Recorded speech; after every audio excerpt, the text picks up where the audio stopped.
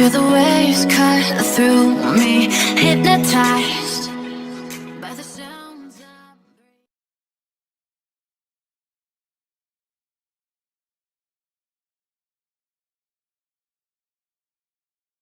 of... Kayo sumunod ng batas. You know, this is not only a medical issue. It is now of national interest and maybe the survival of the Filipinos. I would like to be somebody governing, but not really unnecessarily going to the extreme. But apparently, not all, but there are a lot of you out there violating and repeatedly violating the laws. So mamili kayo. I will give you a short lecture of what I will do. But first, I will read the places at yung kanilang quarantine, modified enhanced community quarantine. Modified ito, so medyo strict. NCR, Bulacan, Cavite, Laguna, Rizal, with additional opening of the economy, well, remains to be seen. Region 2, City of Santiago and Isabela, Quirino,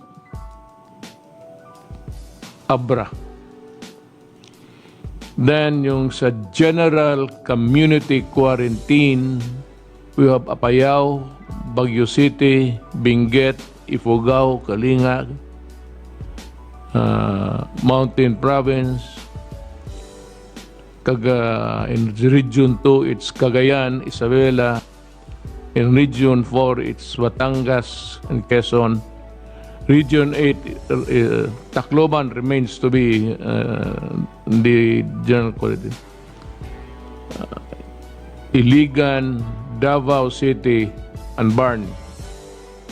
The rest of the Philippines is a modified general community quarantine. So, take note of the modified enhanced community quarantine. Listen, it's modified general community quarantine. There are two different animals here. Dalawa ito. It's a modified enhanced, modified general. So, let us be clear on that. Ngayon po, ang sinabi ko na wala naman kasing mangyayari dito pag you keep on violating the law. Alam ko, the ultimate blame is always government. Whether we are in the right or in the wrong, gobyerno talaga yan. Because government, walang iba eh. Yeah, kaya despite of the fact that may ayuda tayo and we distributed billions, well, wala pa rin ang, it is not even, does not even deserve a comment. So natutulungan. Billions and money was given at 4,000 and 1,000 per individual. Pero kung makakaya pa, kung hanggang kaya lang, ganito, ayaw ninyong sumunod, well, I have to, itong pagka-presidente ko dito, nandito ako, isang linya is itong pagka-chief executive ko. Under me, except the constitutional bodies, Congress or the Supreme Court, COA, hindi yan sila kasali. Itong human rights, Pero lahat, pero yung sinasabi ko, dito under kayo sa akin. That is under the chief executive powers. Dito sa kabila isang linya, ang aking pagka-commander-in-chief of the Armed Forces of the Philippines. At saka yung police, well, under na noon, but still, the police gets the order from the mayor. Ngayon, nakita ko, violation dito, violation doon. Sakit dito, sakit doon. Anak ka ng, wala tayong pera. Do not ever think that we can accommodate you just any time. If you look on TV and sa mga news, hindi nga makapasok, naghihintay lang sa mga kotse. Naghihintay lang dyan sa labas hanggang mabigyan sila ng kama. No. Ang kama, depende yan sa mabakante. Kung marami ang mamatay lahat, maraming kama kung gusto ninyo. If we are one of those candidates na alam ko hindi lahat. I mean, hindi naman talaga lahat may gusto eh. Maraming ayaw na magka-COVID na matay. Wala na tayong magawa dyan. Swerte na natin yan. Ngayon, itong mga ayaw maniwala ay yung sumunod despite the fact that they are well aware of the attendant consequences, grave ones, patuloy pa rin ang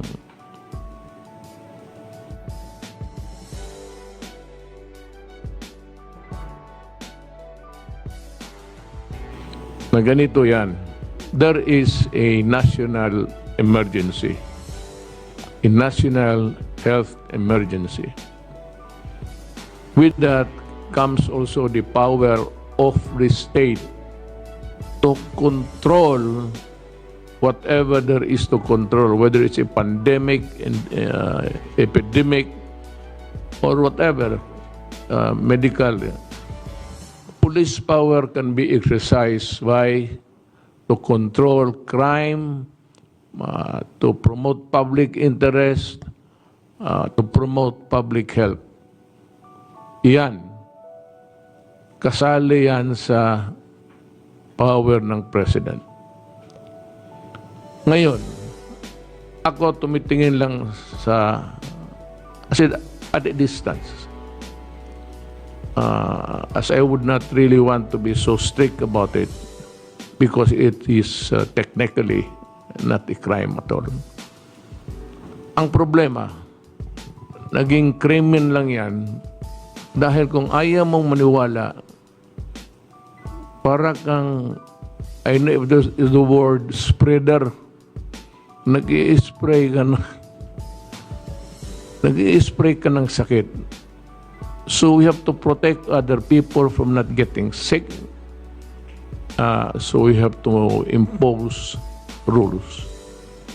Now the rules are there and you do not follow. Well, let me tell you.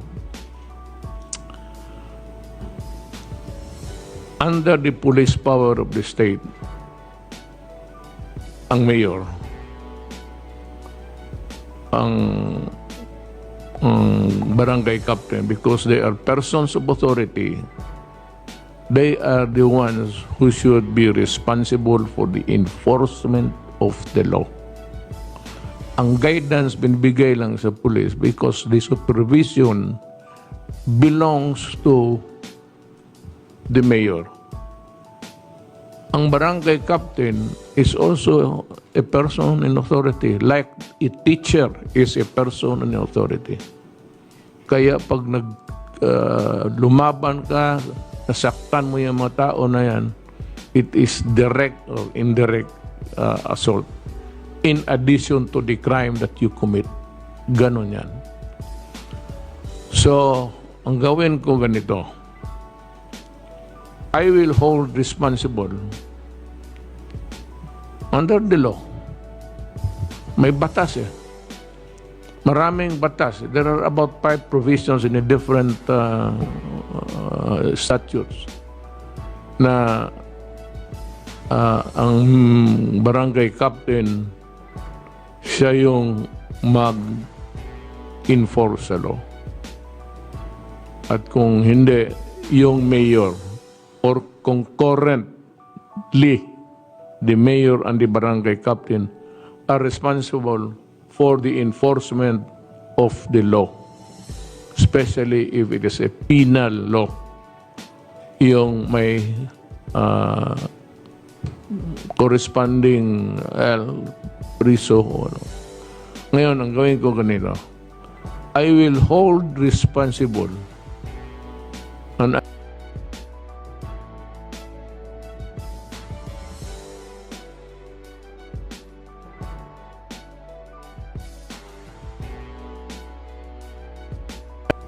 for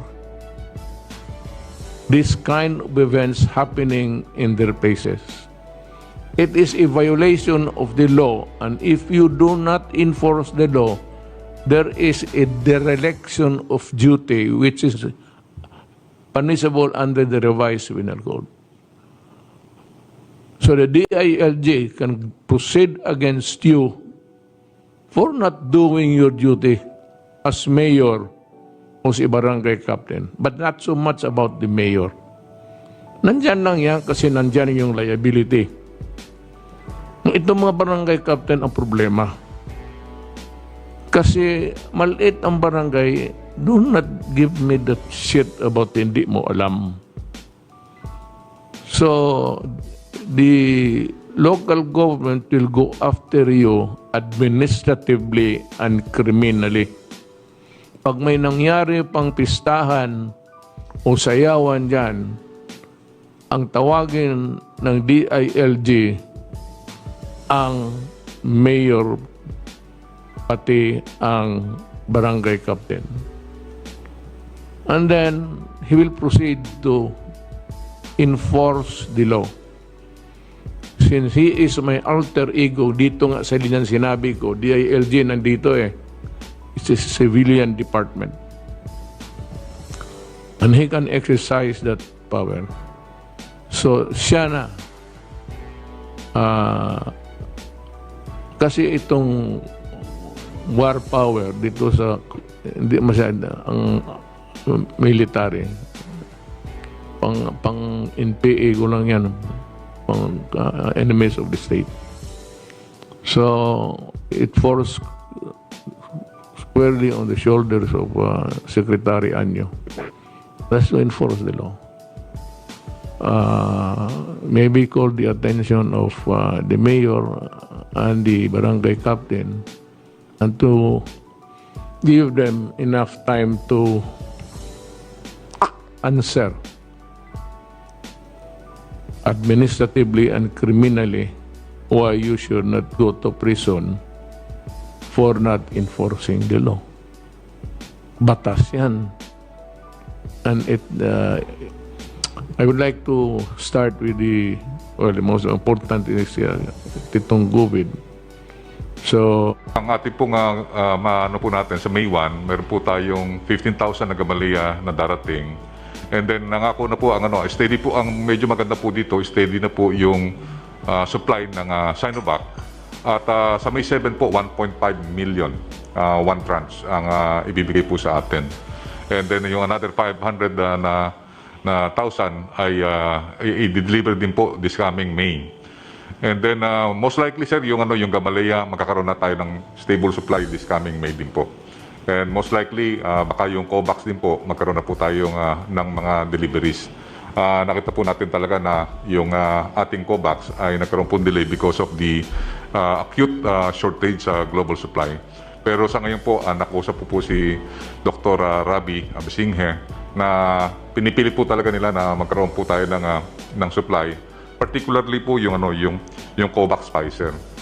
Sir, most likely sir baka makakuha tayo ng 2,355,210 na COVAX Pfizer by po sir, by before the end of June.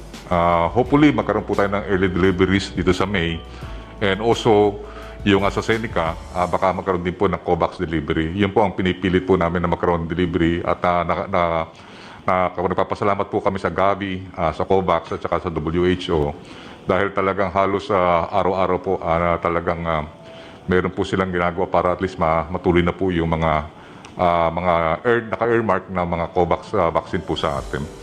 Ang maganda pong balita po, Mr. President, is sa June, magkakaroon na po tayo ng more or less very steady supply dahil meron po tayong apat na manufacturer na magde-deliver po ng June. Unang-una po ang Moderna, magde-deliver po sila ng 194,000 na doses. And then yung Sinovac, magdadagdag po sila ng 4.5 million para po sa June. And then yung Gamaleya, Sputnik, magkakaroon po ng 2 million. At ang AstraZeneca, ito po yung private sector po na delivery, 1.3 million. Ito po yung pinakaunang nabili po ng ating go-negosyo na napirmahan po noong last November 2020. And then nga po, darating po yung COVAX na sana nga po matuloy na po itong COVAX Pfizer na 2,355,210. So total po ito, Mr. President, na 9 to 10. At maganda po ang ginagawa po ng MMDA at saka po ng NCR. Nagkakaroon po ng simulation na po ginagawa namin na magpe-prepare na po kami sa June pagdating ng mga vaccine. Na ang kanilang daily vaccination rate will be 120,000. Tuloy-tuloy po yung mga presentation ng mga supply chain manager po natin na galing pa po sa Jollibee at saka po sa McDonald's and also doon po sa AC Health Ayala. Nagtulong-tulong po kami na magkaroon po ng simulation para po maniwala po yung mga tao na talagang kaya po natin yung 500,000 a day. Yung Metro Manila, basta magkaroon po ng eksaktong 3.3 million a month, kaya po nilang gumawa ng 120,000 a day.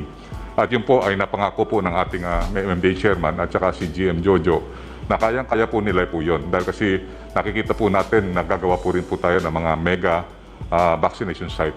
Sa ngayon lang talaga, Mr. President, hirap po talaga tayo sa ating volume sa first quarter at second quarter. Talagang gipit na gipit tayo. Pero nag-usap po kami nila Ambassador Romualdez na gumagawa po sila ng paraan na yung AstraZeneca na nahando pa sa US ay pwede pong ma-release. Sumulat na nga po si Secretary Duque na mga diplomatic channel na yung mga hindi nagagamit na mga AstraZeneca, pati sa Israel po, na sumulat na rin po kami ng letter of intent na makakuha ng access para yung mga excess po ng mga countries po nito ay magkaroon po rin po tayo. So yun, nag-isa yung team po natin, talagang halos umaga, gabi, nag-negotiate po tayo kahit na Sabado, Linggo po para makakuha lang po tayo ng talagang steady and secured supply this coming May and June. Next slide po. Makikita po natin... Sandali lang. Yes, sir. Hindi maintindihan ng mga tao. Ito yung sinabi ni Secretary Godbless. Yung dynamic sa delivery ng mga bakuna. Yung sabi na hirap tayo sa mga pagdala. Kasi wala namang eroplano na makuha natin direct Russia, Philippines, China, Philippines. Maraming daanan, it's transshipment. Dito lang hanggang Hong Kong tapos ilipat. So that's why sabi niya, nahihirapan tayo minsan mag-tailor ng saan natin ipadaan sa madaling panahon and that the integrity, yung visa ng bakuna is protected. Yun ang ibig sabihin niya kanina na sabi niya na yung hirap tayo sa baka ninyo din nyo naintindihan. Ganun ang ibig sabihin niya. You can go ahead. Opo, mahal na Presidente, yun po talaga yung logistical challenge natin. Kaya po nagpapasalamat po kami sa Philippine Airlines at saka sa Cebu Pacific kasi magbo-volunteer po sila na direct flight na po galing sa Moscow. Pwede po natin kunin po, Mr. President. 12 hours lang naman po yun, long haul. So ngayon gumagawa kami ng plano para hindi na po ma-delay yung Katulad po ng ginawa po natin sa Beijing, diretso po na yung PAL na Boeing 777 ang kumuha ng 1 million at ganun ngayon po ngayon Cebu Pacific ang kumuha ng 500,000. Ganun din po ang gagawin po natin. Sa ngayon po kasi 15,000 lang po kasi yung maliit na So ang po natin, nilagay po nila sa DHL. Kaya medyo nahihirapan po sila talaga ngayon. Pero Mr. President, we will make sure that we will solve the logistical problem po. we will solve together po. So next slide please. Sir, kung makikita po natin, starting po ng June, maganda na po yung ano natin dahil kasi more or less meron tayong 5 supplier na sir na ano, kasama po yung COVAX, kaya napapasalamat tayo sa COVAX. Kung makita niyo po sa baba, yung sa June deliveries, nandiyan na po ang Moderna, Sinovac, Gamaleya, AstraZeneca, yung COVAX Pfizer nandiyan na rin po. Pagdating po ng third quarter, dyan na po bubuhos po yung mga ating mga supply. Dahil nakikita po natin, naluluwag na po yung mga ibang countries dahil kasi ang US, more or less matatapos niya na po yung kanyang almost 60% or 70% ng kanyang population. Dahil kasi ngayon po, nagbumababa na po sila na 16 years old. So makikita po natin na more or less by dating ng August, magkakaroon na po tayo ng acceleration na 15 million to 20 million a month. And pagka nagkaroon po na tayo niyan, bubuhos po yung ating mga volumes sa ating mga different highly urbanized area. Ang po natin pagka once nagkaroon po tayo ng ganyang klase na na pagbuhos ng mga volumes, ang ating pong target po is for every week, meron po tayong 2 million to 3 million. Meaning, ang ating per day is 500,000 to 1 million ang po natin, makakaya po natin. Kasi po, meron po tayong 5,000 na vaccination site. Yung isang vaccination site po, kaya po yung 100. So, 500,000 po, kaya po one day. Next slide po. Next slide, please. Sir, ito po yung ginawa po natin. Sa ngayon po, nagsimula po tayo ng March. Meron na po tayong A1, A2, A3. Yung ating pong mga healthcare workers, senior citizens, at saka people with comorbidities, pinagsama na po natin. At ina-estimate po namin na matapos po yung A1, A2, A3, more or less mga bandang July po matatapos na po natin yan. Nakita po natin yung ating healthcare workers, meron na po tayong 1 million na babakunahan na po. 700 na lang ang kulang niya. At yung iba po kasi, yung iba, talagang meron 27% po na ayaw magpabakuna at saka meron pong naghihintay ng Pfizer at saka mga Moderna, yung mga vaccine na nasa Western. And then yung sa A2, sir, yung seniors, meron na po tayong 240,000 na individuals.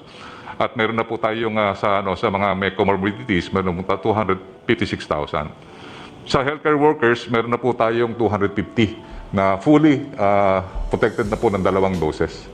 So meron na po tayong 250. And yesterday po, nag-uusap po ang IATF na kasi May 1 po, Labor Day, na humiling po si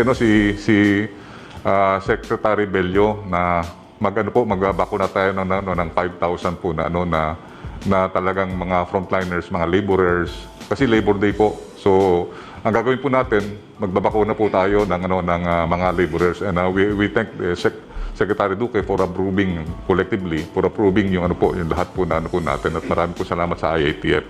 Kasi po ito po symbolic po na bibigyan po natin ng yung mga ating mga frontliners at saka mga laborers na symbolic na vaccination.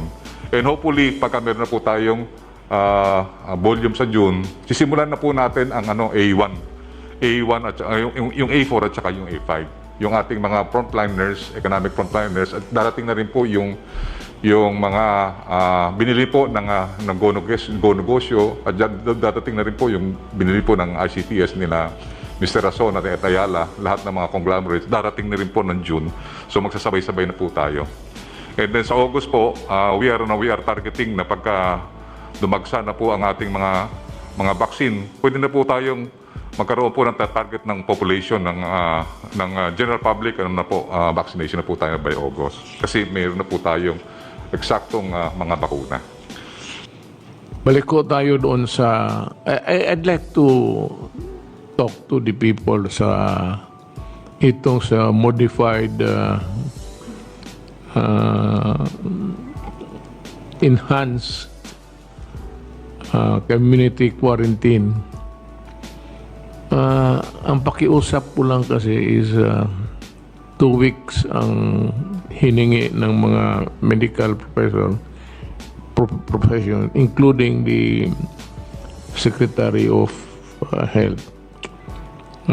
His board, mabigat ang salita niya kasi kanyang departamento yan linya niya yan, kanya yan. So mga kababayan ko, naghihingi lang ako sa inyo ng paumanhin. I'm sorry that I have to impose a longer itong modified enhanced community kasi kailangan nag-spike may spike ang tumaas yung infections at yung hospital natin puno. Kaya ho nga sana wang inyong dagdagan, sabi ko na nga, ulitin ko, for those people who do not really care, nari care about whether getting infected or not. I can understand paano yung utak niyo tumakbo. But the problem is madadali lahat. So, hindi ko na makuha sa yung sabi ko na magandang usapan, daan ko na lang talaga sa batas. Actually, batas. We enforce the law.